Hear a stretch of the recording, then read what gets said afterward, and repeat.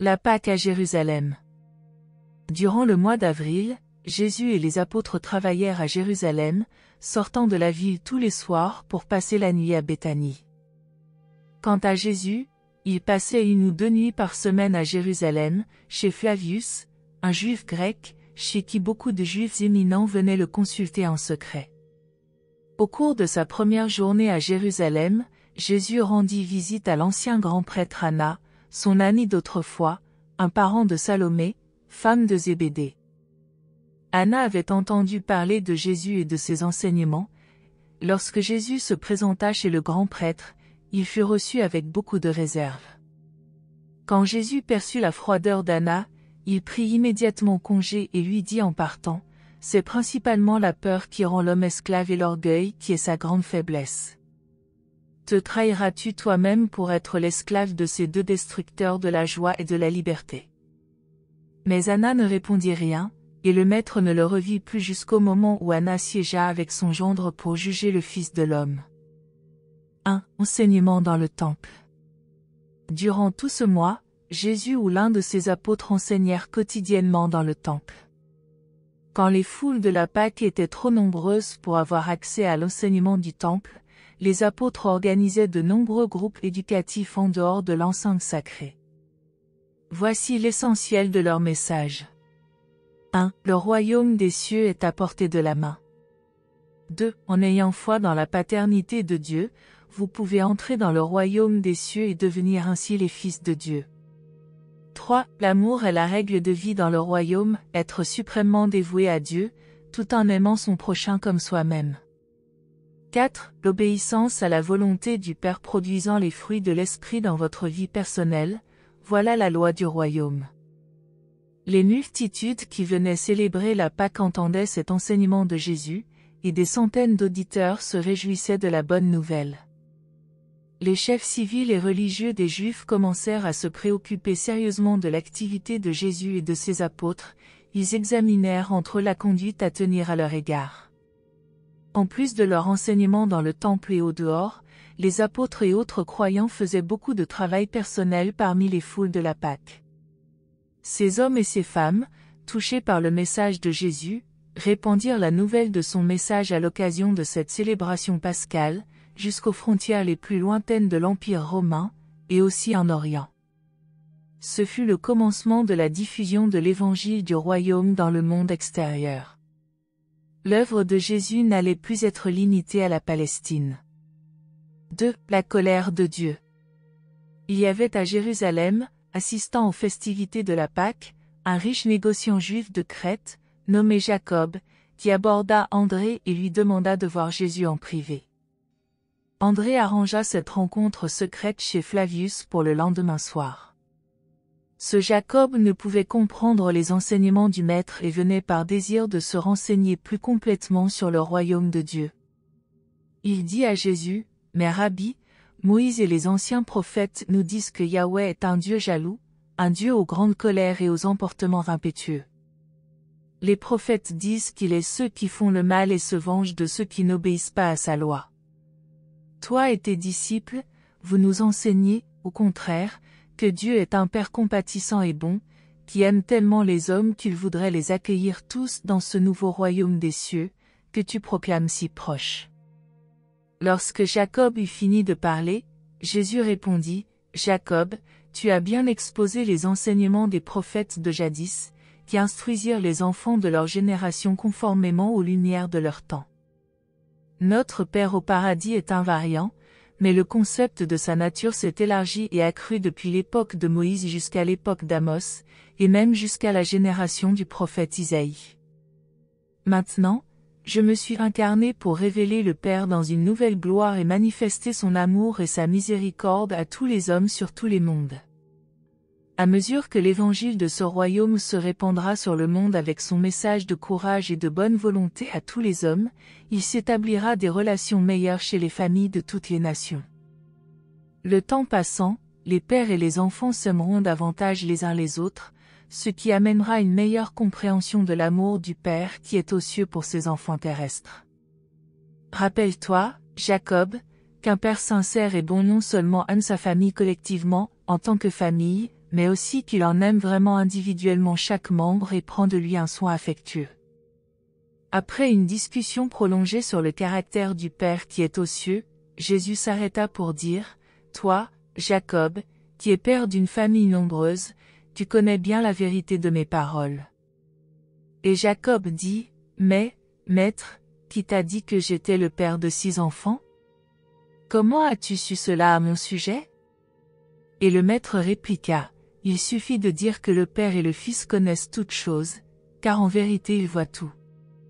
Aimant les enfants comme un Père terrestre, il faut maintenant que tu acceptes comme une réalité l'amour du Père céleste pour toi, non pas simplement pour tous les enfants d'Abraham, mais pour toi, pour ton âme individuelle. » Jésus poursuivit, « Quand tes enfants sont très jeunes, qu'ils manquent de maturité et que tu dois les punir, ils peuvent penser que leur père est courroucé, plein de colère rancunière. Leur immaturité ne leur permet pas de pénétrer au-delà de la punition pour discerner l'affection prévoyante et corrective du Père.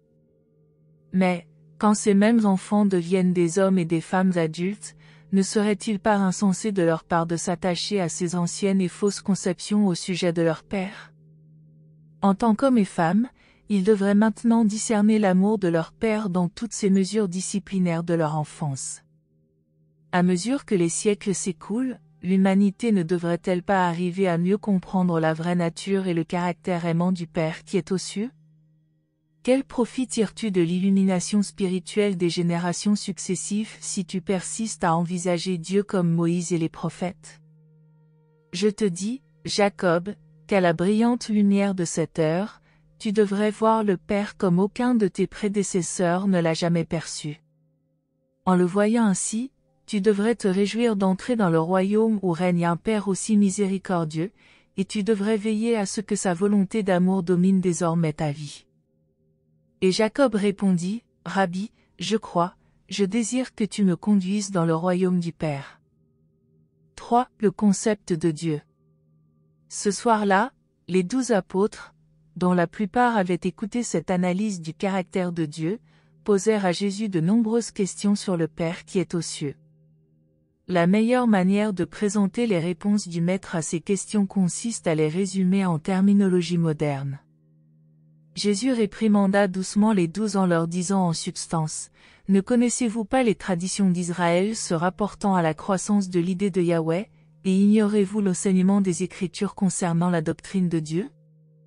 Puis le Maître se mit à instruire les apôtres sur l'évolution du concept de la déité tout au long du développement du peuple juif.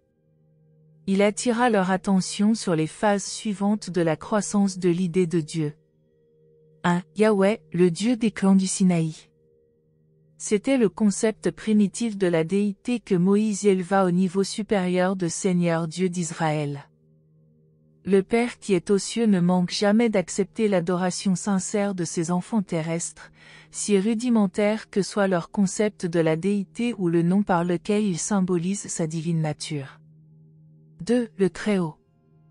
Ce concept du Père qui est aux cieux fut proclamé à Salem par Melchizedek à Abraham, et transmis au loin par ceux qui crurent ultérieurement à cette idée agrandie et élargie de la déité. Abraham et son frère avaient quitté Ur parce que l'adoration du soleil y avait été instaurée. Ils crurent à El Elyon, le Dieu Très-Haut, enseigné par Melchizedek. Ils avaient une conception mixte de Dieu, consistant en un mélange de leurs anciennes idées mésopotamiennes et de la doctrine du Très-Haut. 3. El Shaddai. À cette époque reculée, beaucoup d'Hébreux adoraient El Shaddai, le concept égyptien du Dieu du ciel, concept qu'ils avaient appris à connaître durant leur captivité dans le territoire du Nil. Longtemps après l'époque de Melchizedek, ces 3 conceptions de Dieu se fondirent en une seule et formèrent la doctrine de la déité créatrice, le Seigneur Dieu d'Israël. 4. Elohim. Depuis l'époque d'Adam, l'enseignement de la Trinité du paradis a subsisté. Rappelez-vous que les Écritures commencent par affirmer que, au commencement, les dieux créèrent les cieux et la terre. Cela dénote qu'au moment où ce passage fut rédigé, le concept trinitaire de 3 dieux en un avait trouvé place dans la religion de nos ancêtres. 5. Le suprême Yahweh. À l'époque d'Isaïe, ses croyances au sujet de Dieu s'étaient élargies en un concept du Créateur universel à la fois tout-puissant et infiniment miséricordieux. Ce concept évoluant et grandissant de Dieu supplanta pratiquement toutes les idées antérieures sur la déité dans la religion de nos pères. 6. Le Père qui est aux cieux. Maintenant, nous connaissons Dieu comme notre Père qui est aux cieux. Notre enseignement fournit une religion où le croyant est un fils de Dieu. Telle est la bonne nouvelle de l'évangile du royaume des cieux. Le Fils et l'Esprit coexistent avec le Père, et la révélation de la nature et du ministère de ces déités du paradis continuera à s'élargir et à s'éclaircir au cours des âges sans fin de la progression spirituelle éternelle des fils ascendants de Dieu. En tout temps et au long des âges, l'adoration sincère de tout être humain, quant au progrès spirituel individuel, est reconnue par l'esprit intérieur comme un hommage rendu au Père qui est aux cieux. Jamais auparavant les apôtres n'avaient été aussi choqués qu'en entendant raconter cette croissance du concept de Dieu dans la pensée juive des générations antérieures, ils étaient trop désemparés pour poser des questions. Tandis qu'ils restaient assis en silence devant Jésus, le Maître poursuivit, « Vous auriez connu ces vérités si vous aviez lu les Écritures. N'avez-vous pas lu le passage de Samuel disant, « Et la colère du Seigneur s'embrasa contre les Israélites, au point qu'il excita David contre eux en disant, « Va dénombrer Israël et Juda. » Ce n'était pas étonnant, car, à l'époque de Samuel, les enfants d'Abraham croyaient réellement que Yahweh créait à la fois le bien et le mal. Mais, lorsqu'un écrivain ultérieur narra ces événements après l'agrandissement du concept juif de la nature de Dieu, il n'osa pas attribuer le mal à Yahweh, et c'est pourquoi il dit, et Satan s'éleva contre Israël et incita David à dénombrer les Israélites. Ne pouvez-vous discerner que ces passages des Écritures montrent clairement comment le concept de la nature de Dieu continua à grandir de génération en génération? Vous devriez aussi avoir discerné la croissance de la compréhension de la loi divine en parfaite harmonie avec ces conceptions grandissantes de la divinité.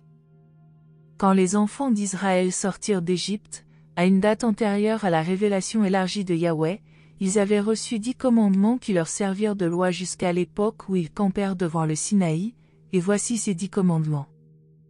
1. Vous n'adorerez aucun autre Dieu, car le Seigneur est un Dieu jaloux. 2. Vous ne fonderez pas de statue des dieux. 3. Vous ne négligerez pas d'observer la fête des pains sans levain. 4. Tous les mâles premiers-nés des hommes et du bétail sont à moi, dit le Seigneur. 5. Vous pouvez travailler 6 jours, mais, le 7e jour, vous vous reposerez. 6. Vous ne manquerez pas d'observer la fête des premiers fruits et la fête des moissons à la fin de l'année. 7. Vous n'offrirez le sang d'aucun sacrifice avec du pain levé. 8. Le sacrifice de la fête de la Pâque ne sera pas laissé sur place jusqu'au matin. 9. Vous apporterez, à la maison du Seigneur votre Dieu, les premiers des premiers fruits de la terre. 10. Vous ne ferez pas bouillir un chevreau dans le lait de sa mère. Ensuite, au milieu des tonnerres et des éclairs du Sinaï, Moïse leur donna les 10 nouveaux commandements, et vous serez tous d'accord qu'ils sont des expressions plus dignes d'accompagner l'élargissement des concepts de la déité de Yahweh. N'avez-vous jamais remarqué le double enregistrement de ces commandements dans les Écritures? La première fois, la délivrance du joug égyptien est donnée comme raison pour observer le sabbat, mais, dans une rédaction ultérieure, les croyances religieuses évoluantes de nos ancêtres exigèrent que ce texte soit changé pour reconnaître le fait de la création comme motif d'observer le sabbat. Ensuite, vous vous souviendrez qu'une fois de plus, au temps d'Isaïe, temps de plus grande illumination spirituelle, ces 10 commandements négatifs furent changés en la grande loi positive d'amour, l'injonction d'aimer Dieu suprêmement et d'aimer votre prochain comme vous-même. Moi aussi, je proclame que c'est cette loi suprême d'amour pour Dieu et pour les hommes qui constitue tout le devoir des hommes. Quand le Maître eut fini de parler, aucun des apôtres ne lui posa de questions. Ils allèrent chacun se reposer pour la nuit. 4. Flavius et la culture grecque. Flavius, le juif grec, était un prosélyte de la porte, car il n'avait été ni circoncis ni baptisé. Comme il appréciait beaucoup la beauté dans l'art et la sculpture, la maison qu'il occupait durant ses séjours à Jérusalem était un bâtiment magnifique. Elle était délicieusement ornée de trésors sans prix qu'il avait acquis çà et là, au cours de ses voyages dans le monde. Quand il eut, pour la première fois, l'idée d'inviter Jésus, il craignit que le maître ne s'offensât de voir ces images. Mais, lorsque Jésus entra chez lui, Flavius fut également surpris de voir qu'au lieu de le réprimander pour avoir ces objets prétendument idolâtres un peu partout dans la maison, le maître manifestait un grand intérêt pour toute la collection. Jésus montra son appréciation en posant maintes questions sur chaque objet, tandis que Flavius l'accompagnait de pièce en pièce en lui montrant toutes ses statues favorites. Le maître vit que son hôte était désorienté par son attitude favorable à l'égard des arts. En conséquence, quand ils eurent fini d'inspecter toute la collection, Jésus lui dit, « Parce que tu apprécies la beauté des choses créées par mon Père et façonnées par des mains d'artistes humains, pourquoi t'attendrais-tu à recevoir des reproches ? Parce que Moïse a jadis cherché à combattre l'idolâtrie et l'adoration des faux dieux, pourquoi tous les hommes devraient-ils réprouver la reproduction de la grâce et de la beauté ? Je te dis, Flavius, que les enfants de Moïse l'ont mal compris, et maintenant ils transforment en faux dieux sa prohibition même des statues et des images des choses célestes et terrestres. Mais, même si Moïse a enseigné ces restrictions au mental enténébré de jadis, en quoi cela concerne-t-il notre temps où le Père qui est aux cieux est révélé en tant que souverain spirituel universel au-dessus de tout ? Flavius, je te déclare que, dans le royaume à venir, on n'enseignera plus « n'adorez pas ceci et n'adorez pas cela », on ne s'occupera plus de commandements pour s'abstenir de ceci et pour prendre garde d'éviter cela, mais tout le monde s'occupera plutôt d'un seul devoir suprême. Ce devoir des hommes s'exprime en deux grands privilèges, l'adoration sincère du Créateur infini, le Père du paradis, et le service aimant rendu à nos semblables. Si tu aimes ton prochain comme toi-même, tu sais réellement que tu es un fils de Dieu. À une époque où mon Père n'était pas bien compris, Moïse avait raison d'essayer de résister à l'idolâtrie, mais, dans l'âge à venir, le Père aura été révélé dans la vie du Fils, et cette nouvelle révélation de Dieu rendra définitivement vain de confondre le Père créateur avec des idoles de pierre ou des statues d'or et d'argent. Désormais, les hommes intelligents peuvent jouir des trésors de l'art sans confondre cette appréciation matérielle de la beauté avec l'adoration et le service du Père du paradis, le Dieu de toutes les choses et de tous les êtres. Flavius crut tout ce que Jésus lui enseigna. Le lendemain, il alla à Béthanie au-delà du Jourdain se faire baptiser par les disciples de Jean. Il le fit parce que les apôtres de Jésus ne baptisaient pas encore les croyants. Lors de son retour à Jérusalem, Flavius donna un grand festin pour Jésus et invita 60 de ses amis. Et, parmi ses invités, beaucoup se mirent aussi à croire au message du royaume à venir. 5. Le discours sur l'assurance. L'un des grands sermons que Jésus prêcha dans le temple, durant cette semaine de la Pâque, fut une réponse à une question posée par un de ses auditeurs, un habitant de Damas. Cet homme demanda à Jésus, « Rabbi, comment saurons-nous avec certitude que tu es renvoyé par Dieu et que nous pouvons vraiment entrer dans ce royaume dont toi et tes disciples proclamaient qu'il est à portée de la main ?» Et Jésus répondit, « Quant à mon message et à l'enseignement de mes disciples, vous devriez les juger à leurs fruits. Si nous vous proclamons les vérités de l'Esprit, l'Esprit témoignera dans votre cœur que notre message est authentique. Quant au royaume et à votre assurance d'être accepté par le Père qui est aux cieux, je vous demande s'il y aurait parmi vous un Père, digne de ce nom et ayant du cœur, qui laisserait son fils dans l'anxiété ou dans le doute au sujet de son statut dans sa famille ou de sa sécurité dans l'affection de son Père. Vous autres pères terrestres, prenez-vous plaisir à torturer vos enfants en les laissant dans le doute sur la permanence de l'amour que vous leur portez dans votre cœur humain ? Votre Père qui est aux cieux ne laisse pas non plus ses enfants, nés d'esprit par la foi, dans l'incertitude sur leur position dans le royaume. Si vous recevez Dieu en tant que Père, alors, en vérité, vous êtes vraiment les fils de Dieu. Et, si vous êtes ses fils, alors vous êtes en sécurité dans la position et la situation de tout ce qui concerne la filiation divine et éternelle. Si vous croyez à mes paroles, vous croyez par là même à celui qui m'a envoyé, en croyant ainsi au Père, vous avez rendu certain votre statut dans la citoyenneté céleste. Si vous faites la volonté du Père qui est aux cieux, vous ne manquerez jamais de parvenir à la vie éternelle de progrès dans le royaume divin. L'Esprit suprême témoignera avec votre esprit que vous êtes vraiment les enfants de Dieu. Si vous êtes les fils de Dieu, alors vous êtes nés de l'Esprit de Dieu, et quiconque est né de l'Esprit a en lui-même le pouvoir de vaincre tous les doutes, c'est cela la victoire qui triomphe de toute incertitude, c'est votre foi elle-même. Le prophète Isaïe a dit, en parlant de cette époque, « Quand l'Esprit sera répandu d'en haut sur nous, alors l'œuvre de droiture deviendra la paix, la tranquillité et l'assurance pour toujours. » Pour tous ceux qui croient sincèrement à cet évangile, je deviendrai une garantie de leur admission dans la miséricorde éternelle et la vie perpétuelle du royaume de mon Père. Vous donc, qui entendez ce message et croyez à cet évangile du royaume, vous êtes les fils de Dieu et vous avez la vie éternelle. La preuve pour le monde entier que vous êtes nés d'esprit et que vous vous aimez sincèrement les uns les autres. La foule des auditeurs resta de longues heures avec Jésus, lui posant des questions et écoutant attentivement ses réponses encourageantes. L'enseignement de Jésus enhardit même les apôtres à prêcher l'évangile du royaume avec plus de force et d'assurance. Cette expérience à Jérusalem fut une grande inspiration pour les 12.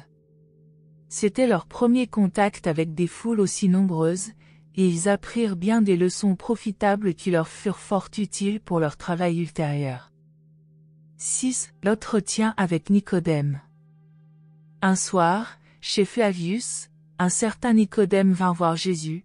Il était un membre riche et assez âgé du Sanhédrin juif. Il avait beaucoup entendu parler des enseignements du Galiléen, si bien qu'il alla, un jour, l'écouter pendant qu'il enseignait dans les cours du temple. Il aurait voulu aller souvent écouter les leçons de Jésus, mais il craignait d'être vu parmi les auditeurs assistant à son enseignement. En effet, les dirigeants des Juifs étaient déjà tellement en désaccord avec Jésus que nul membre du Sanhédrin n'aurait accepté d'être identifié ouvertement d'une manière quelconque avec lui.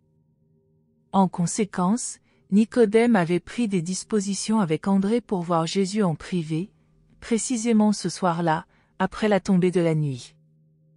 Pierre, Jacques et Jean se trouvaient dans le jardin de Flavius lorsque l'entretien commença, mais plus tard ils entrèrent tous dans la maison, où le discours se poursuivit. En recevant Nicodème, Jésus ne fit pas montre d'une déférence spéciale. En parlant avec lui, il ne fit ni compromis ni tentative indue de persuasion. Le maître n'essaya pas de repousser son interlocuteur recherchant le secret, et ne fut pas sarcastique. Dans tous ses rapports avec le distingué visiteur, Jésus fut calme, grave et digne. Nicodème n'était pas délégué officiellement par le Sanhédrin, il venait voir Jésus essentiellement à cause du sincère intérêt qu'il portait personnellement à l'enseignement du Maître. Après avoir été présenté par Flavius, Nicodème dit, « Rabbi, nous savons que tu es un instructeur envoyé par Dieu, car nul homme ne pourrait enseigner de la sorte si Dieu n'était pas avec lui. Je désirerais en savoir plus long sur tes enseignements au sujet du royaume à venir. » Jésus répondit à Nicodème, « En vérité, je te dis, Nicodème, qu'à moins d'être né d'en haut, un homme ne peut voir le royaume de Dieu. » Alors Nicodème répondit, « Mais comment un homme peut-il naître de nouveau quand il est vieux? Il ne peut entrer une seconde fois dans le sein de sa mère pour renaître. » Jésus dit, « Néanmoins, je te déclare qu'à moins de naître de l'Esprit, un homme ne peut entrer dans le royaume de Dieu. Ce qui est né de la chair est chair, et ce qui est né de l'Esprit est esprit. Ne t'étonne pas que j'ai dit qu'il fallait naître d'en haut. Quand le vent souffle, tu entends le bruissement des feuilles, mais tu ne vois pas le vent, ni d'où il vient ni où il va, et il en est ainsi pour quiconque est né de l'Esprit. Avec les yeux de la chair, on peut apercevoir les manifestations de l'Esprit, mais on ne peut effectivement discerner l'Esprit. » Nicodème répondit, « Mais je ne comprends pas, comment cela peut-il être? Jésus dit, est-il possible que tu sois un éducateur d'Israël et que tu ignores tout cela? Ceux qui connaissent les réalités de l'esprit ont donc le devoir de révéler ces choses à ceux qui discernent seulement les manifestations du monde matériel. Mais nous croiras-tu si nous te parlons des vérités célestes? As-tu le courage, Nicodème, de croire en quelqu'un qui est descendu du ciel, au Fils de l'homme lui-même? Nicodème dit alors, mais comment puis-je commencer à saisir cet esprit qui doit me recréer en me préparant à entrer dans le royaume? Jésus répondit, l'Esprit du Père qui est aux cieux demeure déjà en toi. Si tu veux te laisser conduire par cet esprit d'en haut, tu commenceras très bientôt à voir avec les yeux de l'esprit. Ensuite, si tu choisis de tout cœur la gouverne de l'esprit, tu naîtras d'esprit, car le dessein unique de ta vie sera de faire la volonté de ton Père qui est aux cieux. En te trouvant ainsi né de l'esprit et heureux dans le royaume de Dieu, tu commenceras à produire, dans la vie quotidienne, les abondants fruits de l'esprit. Nicodème était entièrement sincère. Il fut profondément impressionné, mais repartit désorienté. Il était un homme accompli quant au développement de soi, à la maîtrise de soi, et même quant aux hautes qualités morales. Il était raffiné, égocentrique et altruiste, mais il ne savait pas comment soumettre sa volonté à celle du divin Père, comme un petit enfant accepte de se soumettre aux directives d'un Père terrestre sage et aimant, et devenir ainsi en réalité un fils de Dieu, un héritier progressif du royaume éternel. Mais Nicodème rassembla assez de foi pour prendre possession du royaume. Il protesta timidement lorsque ses collègues du Sanhédrin cherchèrent à condamner Jésus sans l'entendre. Plus tard, avec Joseph d'Arimathie, il reconnut audacieusement sa foi et réclama le corps de Jésus, même au moment où la plupart des disciples avaient fui, terrorisés, la scène des souffrances et de la mort finale de leur maître. 7. La leçon sur la famille. Après la période active d'enseignement et de travail personnel de la semaine de la Pâque à Jérusalem, Jésus passa le mercredi suivant à se reposer à Béthanie avec ses apôtres. Cet après-midi-là, Thomas posa une question qui provoqua une longue et instructive réponse. Thomas dit, « Maître, le jour où nous avons été mis à part comme ambassadeurs du royaume, tu nous as dit beaucoup de choses et tu nous as donné des instructions sur notre mode personnel de vie, mais qu'allons-nous enseigner aux foules? Comment ces gens devront-ils vivre après que le royaume se sera davantage manifesté? Tes disciples posséderont-ils des esclaves? Tes fidèles rechercheront-ils la pauvreté et fuiront-ils la richesse? La miséricorde sera-t-elle seule à prévaloir, de sorte que nous n'aurons plus de lois ni de tribunaux? Jésus et les 12 passèrent tout l'après-midi et toute la soirée après le souper à discuter les questions de Thomas. Pour la clarté de notre exposé, nous présentons le résumé suivant des instructions du Maître. Jésus chercha d'abord à faire comprendre à ses apôtres que lui-même vivait sur terre une vie unique d'incarnation, et que, les 12, avaient été appelés à participer à cette expérience d'effusion du Fils de l'homme. En tant que collaborateurs, eux aussi devaient participer à bien des restrictions et obligations spéciales de l'entière expérience d'effusion. Il y eut une indication voilée que le Fils de l'homme était la seule personne ayant jamais vécu sur terre qui pouvait simultanément voir dans le cœur même de Dieu et jusque dans les profondeurs de l'âme humaine.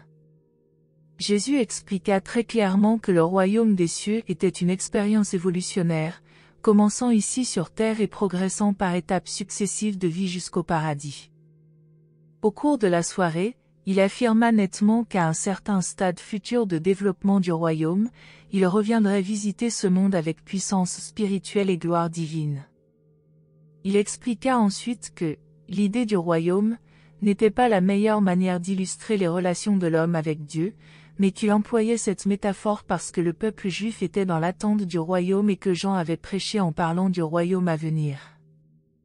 Jésus dit, « Les gens d'une autre époque comprendront mieux l'évangile du royaume s'il est présenté en termes exprimant les relations de famille, quand l'homme comprendra la religion comme enseignement de la paternité de Dieu et de la fraternité humaine, la filiation avec Dieu. » Ensuite, le maître discourut assez longuement sur la famille terrestre comme une illustration de la famille céleste et reformula les 2 lois fondamentales de la vie, le premier commandement d'amour pour le père, chef de famille, et le second commandement d'amour mutuel entre les enfants, tu aimeras ton frère comme toi-même. Il expliqua ensuite que cette qualité d'affection fraternelle se manifesterait invariablement par un service social désintéressé et plein d'amour. Vint ensuite la discussion mémorable des caractéristiques fondamentales de la vie de famille et de leur application aux relations existant entre Dieu et l'homme. Jésus exposa qu'une vraie famille se fonde sur les 7 faits suivants. 1. Le fait de l'existence. Les rapports naturels et les phénomènes de ressemblance physique se combinent dans la famille, les enfants héritent certains traits de leurs parents. Les enfants tirent leur origine de leurs parents, l'existence de leur personnalité dépend de l'acte des parents. La relation de père à enfant est inhérente à toute la nature et imprègne toutes les existences vivantes. 2. Sécurité et plaisir. Les pères dignes de ce nom prennent grand plaisir à pourvoir aux besoins de leurs enfants. Beaucoup de pères ne se contentent pas de leur fournir simplement le nécessaire, mais aiment aussi à veiller à leur plaisir. 3. Instruction et éducation.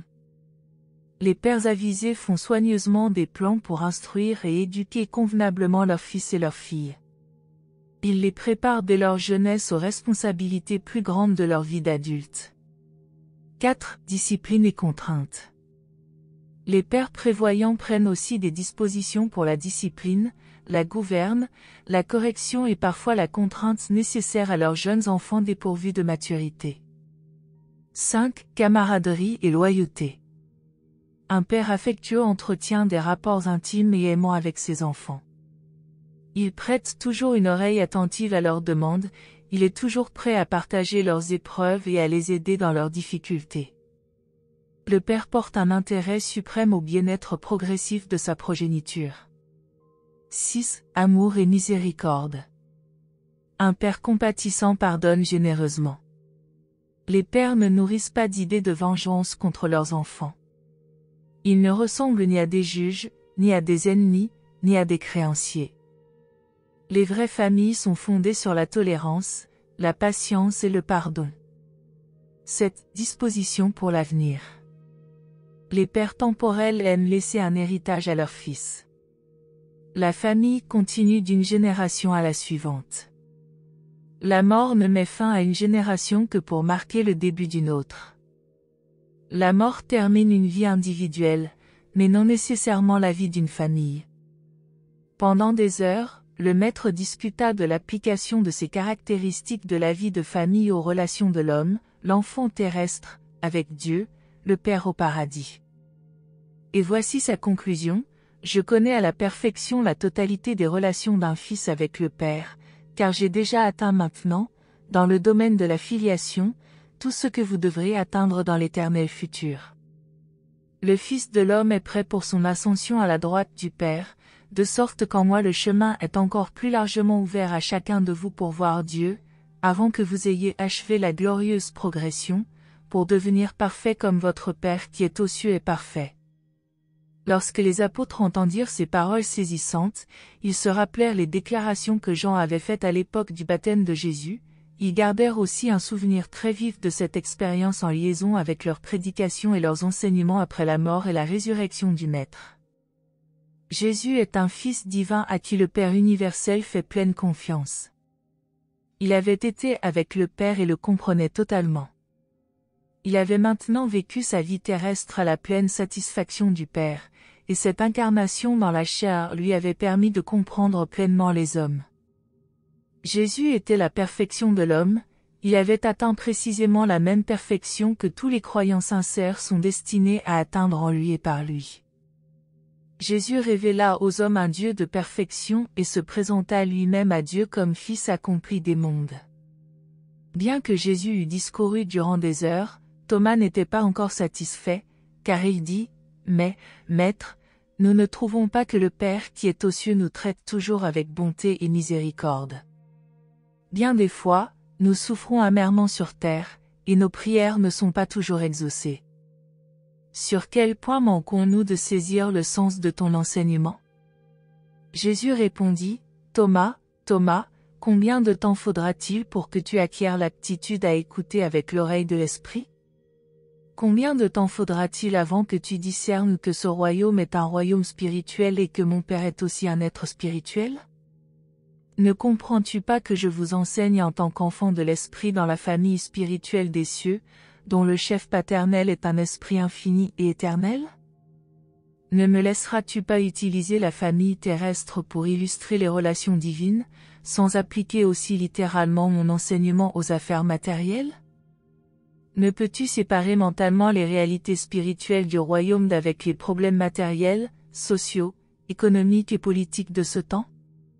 Quand je parle le langage de l'esprit, pourquoi persistes-tu à traduire ma pensée dans le langage de la chair, simplement parce que je me permets d'employer des comparaisons avec le monde physique de la vie courante pour illustrer mes propos? Mes enfants, je vous supplie de cesser d'appliquer l'enseignement du royaume de l'esprit aux sordides affaires d'esclavage, de misère, de maison et de terre, et aux problèmes matériels d'équité et de justice humaine.